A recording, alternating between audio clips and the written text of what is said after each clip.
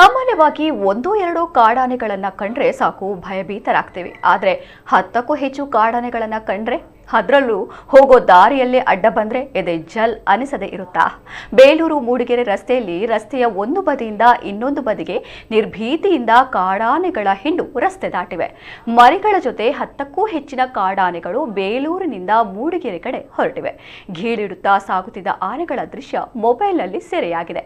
ಯಾರಿಗೂ ಏನೂ ಮಾಡದೆ ತಮ್ಮ ಪಾಡಿಗೆ ಕಾಡಾನೆಗಳು ತಾವು ಸಾಕಬೇಕಾಗಿರುವತ್ತ ಸಾಗಿದ ದೃಶ್ಯ ಸದ್ಯ ವೈರಲ್ ಆಗಿದೆ.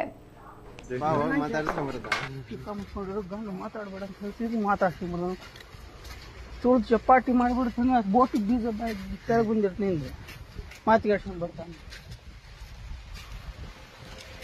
ಅದೇ ಕುರಿಮರಿ ಮಾಡಿ